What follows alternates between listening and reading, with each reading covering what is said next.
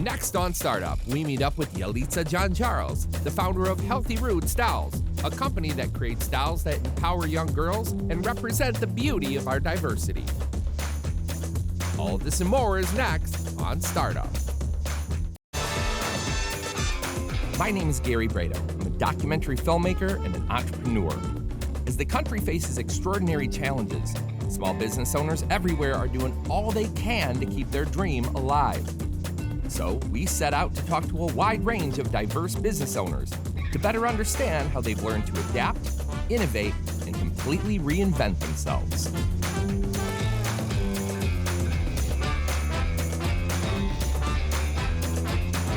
This is Startup.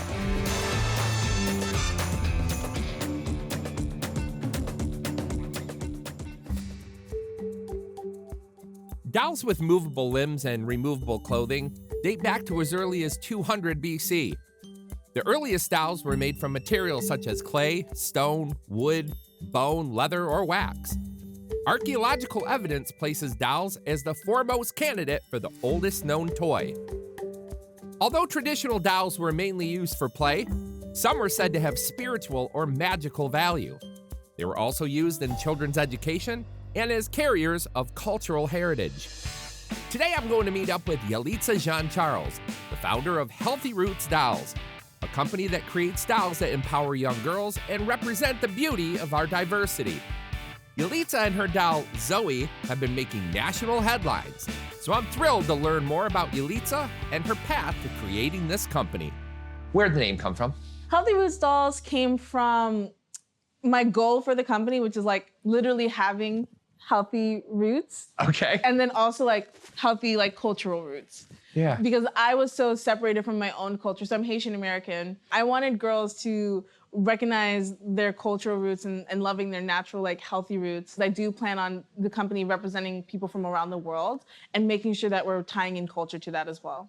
Tell me about the early days of this company and the sort of the impetus behind the whole idea. So it all started in college when I was a junior. It wasn't until I got to the Rhode Island School of Design that I was able to unpack my experiences as a woman of color and understand why, when I was little, I felt bad about my hair or questioned like why I was getting darker during the summer and like, you know, the color of my skin and like what is beautiful. And so when I started my junior year, one of my friends, she had cut off all her hair. She's a beautiful Black woman. I was like, girl, what are you doing? And she was like, I have never seen my hair as it naturally grows out of my head.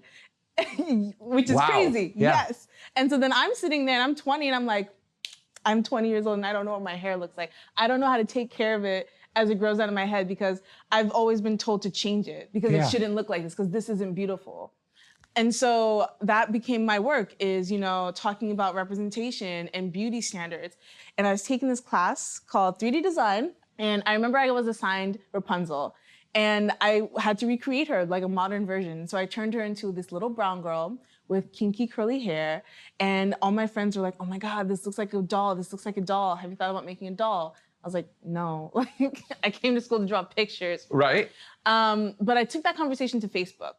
And, you know, lots of people resonated with it. And I realized there was a problem. There was a need. You know, I never had dolls that looked like me growing up, or I didn't have dolls that had hair like me, or they were painted brown, but they didn't have my facial features.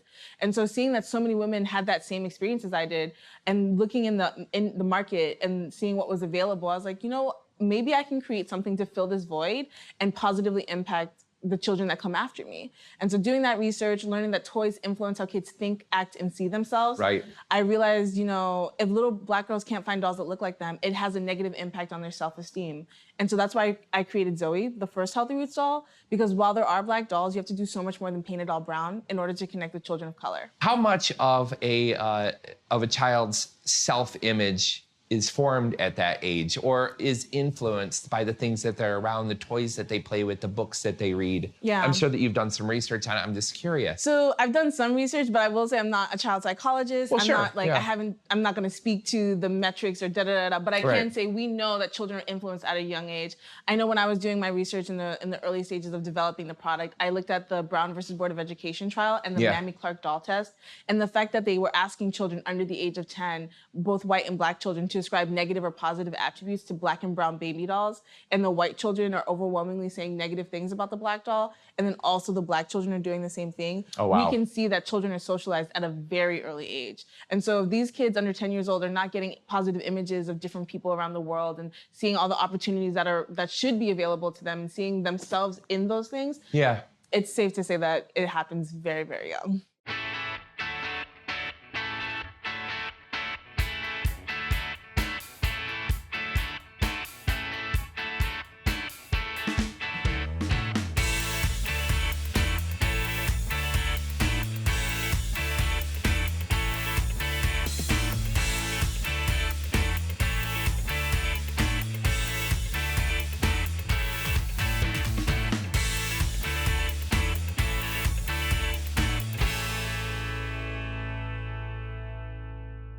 Speak for Zoe. What is Zoe's voice? Oh, goodness. Zoe's character is still developing. Okay. However, I've always wanted to position her as an outspoken, fiery, a little bit sassy. It's my daughter.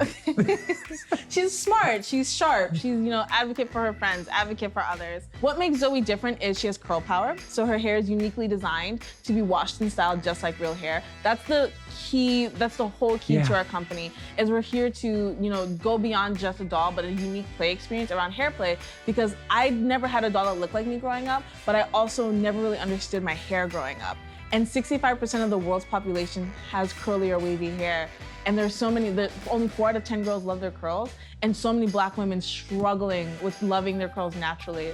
And so here's this doll with hair that you can wash and style with real product, just like your own, and you're giving it to this 4-year-old little girl so that she can grow up with this and know that her hair is perfect just the way it is, and here's how we can take care of it.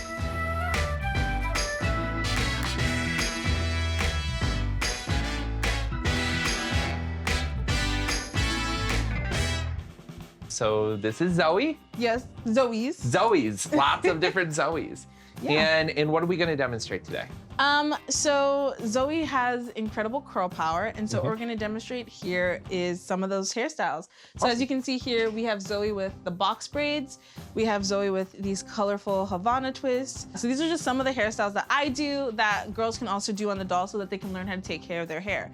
And so what I do is, so these are our products that we use. This is a conditioning cream, and we always use water first. Water is the most important thing. It hydrates your hair, it cleanses when you're using your clarifying products. So it's really important to moisturize the hair first, and that's what we tell people. And not just with the doll, but legit with your hair. Yeah, with your hair, your hair. And there's so many people who are like, my hair is struggling. It's like, you need water. Your hair needs water. So you add just a bit of moisture. And then you put a little bit in your hand, because she's a doll, she doesn't need that much. Right. You rub your hands together, and then you run it through the doll's hair. So these are real hair care products, and so this is what we want to encourage kids to use so that they can see how the product works on the doll hair, and it will also work on their hair like this. What is the hair actually made of? It is full of Black girl magic and secrets. Perfect. Okay, I would not give it away. It's our own special secret, and we can't give that away. Proprietary. It is proprietary. That's the nice way of saying it's proprietary. But I'm glad that it's something that can actually, interact, and the child who's playing with it can use the same methods as their hair. Yeah. So I'm just brushing. We always brush at the ends. So you brush at the ends because with kinky curly hair, it can get really tangly, just like with any hair. Of course. And so you start at the ends so that you brush it out, and then you work your way up. So this is what our hair looks like when you brush it out, with a little bit of moisture, with a little bit of styling product. And then you can do anything from here. And one of my favorite things to do is I like to do twists. So this is how I learned how to do my natural hair. So here's a lovely little twist that I did. Ta-da! Very hydrated. You made it look really easy. Thank you. Well, it's hand over hand over hand. But that's one of the motions, it can be really challenging if you don't know how to do hair and you're like, how do I do a braid? And so here's this doll where the hair is stylable. You can practice that hand over hand motion so that when it's time for you to do your own hair, so you can give mommy a break or daddy a break, you can do it yourself. Right? Yeah, so just one of the many styles. How did you make the first style? The first doll was made by me. That class project, she's actually, the inside is aluminum foil and the outside was clay. And so you sculpt it.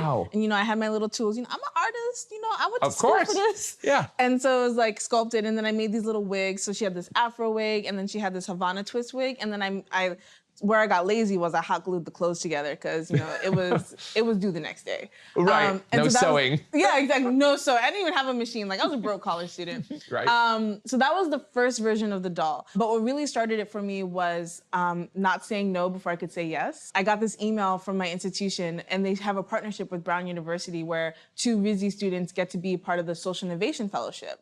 And that program accepted 12 students for 12 companies/projects, and they would give you $4,000 to work on it during the summer. Wow. Yeah, and so I started with that $4,000, but the capital wasn't what was most important. It was the mentorship and like people teaching me like, this is what social entrepreneurship is. Sure. This is how you build your business model. This is how you you can build something profitable. Like finally learning how to spell entrepreneurship. It's a very complicated word. It's got lots of E's. I mess it up all the time. Thank you. And so I started with that $4,000 grant, got the expertise, got into an accelerator program in Boston called Mass Challenge Accelerator Program. Nice. Yeah, and then during that program, turned that $4,000 into $50,000 on Kickstarter. Talk about creating a successful Kickstarter. I spent 9 months planning my Kickstarter before I even did my Kickstarter. Holy cow. So yeah, as soon as I had the idea for the company, which was in like the fall of 2014, I knew I was gonna be doing a Kickstarter campaign that following summer.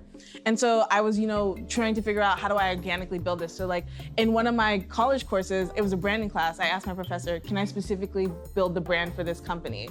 And she was like, yeah. So like I got to do the logo mark, Nice. I got to do the business cards, like the materials.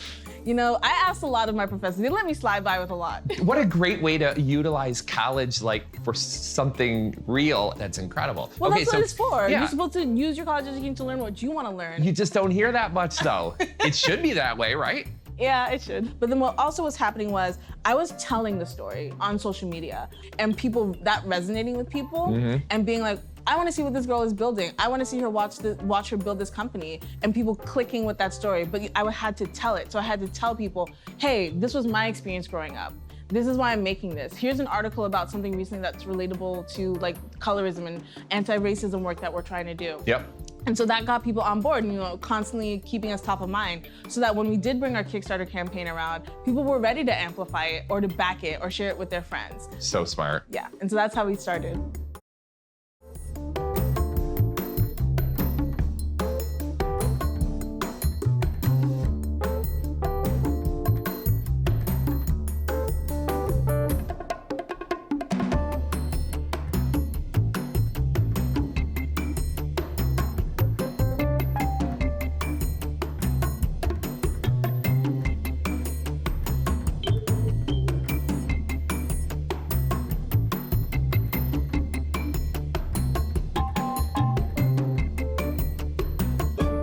After the Kickstarter, what did you do with it? So then I practiced one important principle that I learned at RISD, which is measure twice, cut once.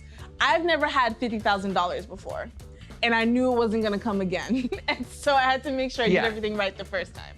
And so with the manufacturer, it took me about 2 years to really develop the product and, you know, understand the factory and like what we were building. Nice. We launched her with Procter Gamble's My Black is Beautiful brand. So wow. yeah. How did that Procter Gamble launch campaign go? It went really, really well. So one thing that I have always planned for the company was, you know, those partnerships with companies and brands that align with our mission and our work.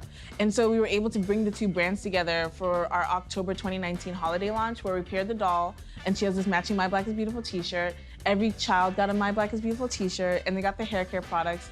And it was really crazy. You know, we got to see, like, we got customer photos for the first time, like organically, just people being like, my daughter said it looks just like me when she opened the box. It's like, oh, this is like what we want. How did that feel? I don't know. I don't know if there's a word to describe the feeling of like doing this work for 4 years and finally getting to see people enjoy it. So Zoe, what do you think of the doll? What did you think the first time that you saw the doll? I loved it because she wears her natural hair, and so it helped her learn about like maintenance, how to detangle her own hair by playing with the doll. Was there ever anything like, or any doll or toy that could accomplish that same goal before No, that. not with the similar hair pattern like hers. So when I wash her hair, she gets to wash her doll hair and learn about detangling and conditioning her hair. And I've noticed that like now, with playing with the doll, she's taken the initiative to do it herself. So she'll brush her own edges or she'll twist her own hair in the morning. I still help, but it helps her. Right. Being able to learn how to do a similar hair texture on the doll, it helps her work with her own hair. And what would you say to other kids out there that don't have a doll like this? I think it's the best thing for kids to have something similar to them. It's a confidence booster. It makes them feel good about themselves because you have something that looks like you, has hair like yours, you're not different and similar to you. What are the benefits and disadvantages to selling with online retailers or with major retail outlets? We sell direct to consumer on our website, healthyrootsdolls.com, And that's that's it. And that's how everyone finds us. And with retailers, you have the opportunity to reach more people, but you also lose control of that narrative and that experience when people are purchasing your product. And for us, that's really important because we're still really early and we want to be able to interact with our customers as much as possible. We want to be able to send you emails on your birthday, send little gift cards in the mail. But if we don't have your information in order to do that once you purchase and we haven't brought you into the Curl Friends family, how am I supposed to do that? So you have to weigh it. It's like, do we want the opportunity to sell more to more people, or do we want to build, organically and have really strong relationships with our customers? Yelitsa and I hopped in the car to visit a young woman named Pamela and her 2 daughters. Pamela adopted the girls when they were very young, and she's been frustrated with the lack of cultural representation in children's toys, especially for young girls. So Yelitsa reached out to Pamela and decided to surprise each of them with their very own Zoe doll. So today, we are going to Pamela's house to do the first reveal, and I'm really excited about it. Oh my God, that's really cool. Do you get unboxing videos ever? I know that having a daughter, that's a super popular thing. Yeah, we get a handful of some, and it's really cute to see oh my God, look at this beautiful doll. But going and seeing it firsthand in person, I feel like that's a completely different energy and experience. I also think just now, given all the things that are going on, that it'll be especially special. Oh yeah, I mean, kids being, going through quarantine and all the issues with school. Yeah, it's been a rough time struggling. for kids. Kids are really struggling. They're really frustrated. Seeing all the commentary online from parents, they're like, I don't know what to do because my daughter keeps talking about how she misses all her friends. And we can't see them, and we didn't do the graduations and all those things. So any way that we can spark some joy and maybe help them meet Zoe and make new friends with her is great.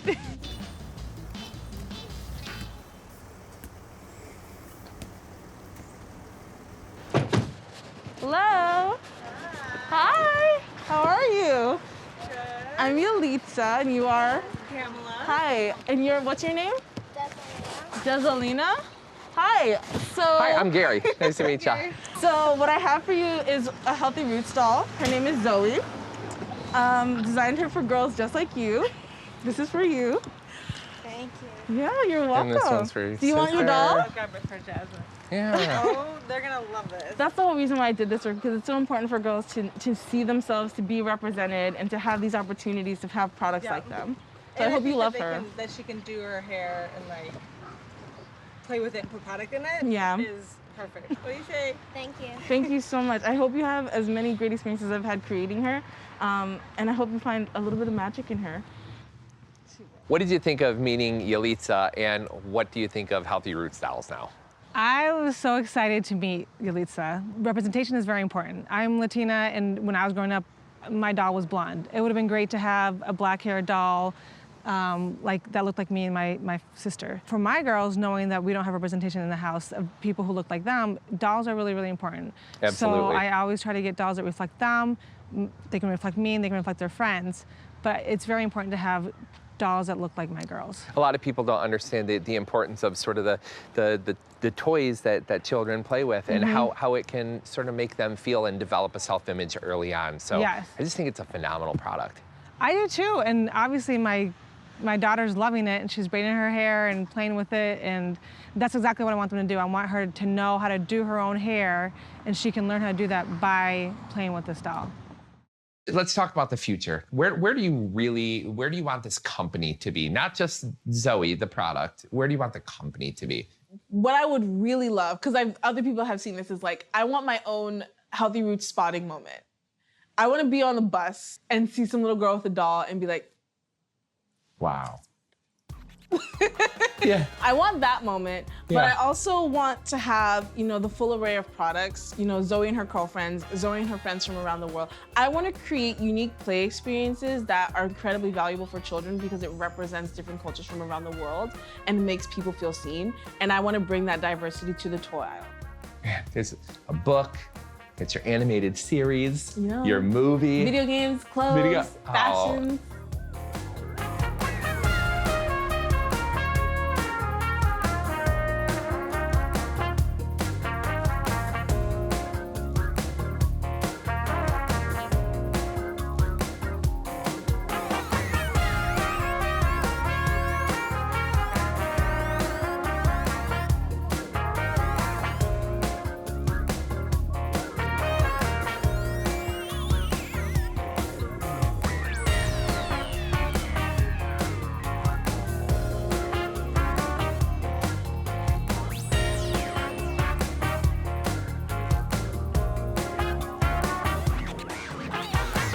Has COVID had an impact on your business? COVID has personally impacted my business in a positive way.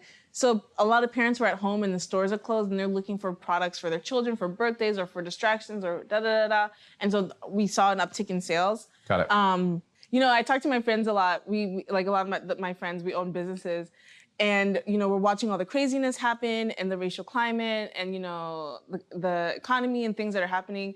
And it's hard when you are happy watching so many people suffer, and it's like, I don't know what to do with these feelings. Like, can I be happy while everything is bad? Am I allowed to feel good? Am I allowed to celebrate my new apartment? Am I allowed to celebrate, my company performing really well and going viral? But then I remember that like we are doing good work. And so the fact that our products are here to make children happy while they're away from their friends and away from school and like distracting them so their parents can do work is like, okay, you know what? I can feel good about this because we're participating in, combating all the negative energy that's going on right now. Biggest fear? I don't know if fear, it doesn't seem like fear is in your vocabulary, just meeting you. Yeah, talk about them. I'm scared of keeps you up at spiders. night? Arachnophobic, Yeah, okay. a little arachnophobic. I don't want to miss opportunities. I'm always afraid of missing opportunities. I'm always afraid of doing something wrong, not sending the right message. I'm always overthinking things. Yeah. I'm a little bit of a perfectionist, but I've had to learn like you can't hold on to everything. You can't see how people respond to things if you don't put it out there. Yes. So I'm learning to let that go. Most of my fears are like, am I doing this to the best of my ability? Like, could this have been done better? That's always what I'm thinking about. Let's say there's a 9-year-old girl out there that has a dream or a vision that wants to do something in particular, something specific with her life. What do you say to her?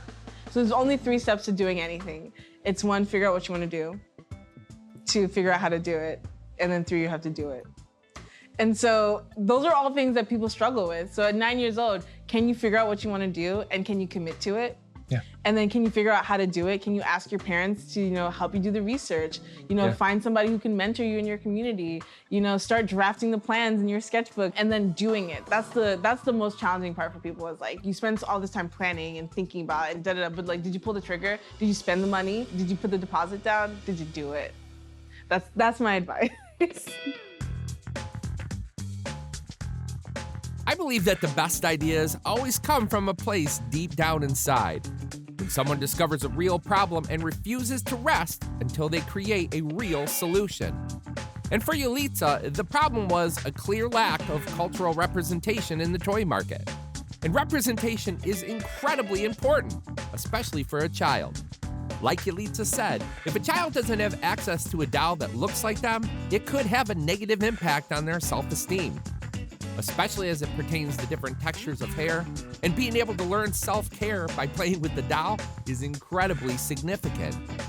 I'm so grateful for the opportunity to meet Yelitsa and hear her story. And I even bought a doll for my daughter, also named Zoe.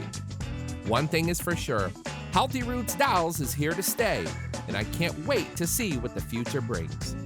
For more information, visit our website and search episodes for Healthy Roots Dolls. Would you like to learn more about the show or maybe nominate a business? Visit our website at startup-usa.com and connect with us on social media.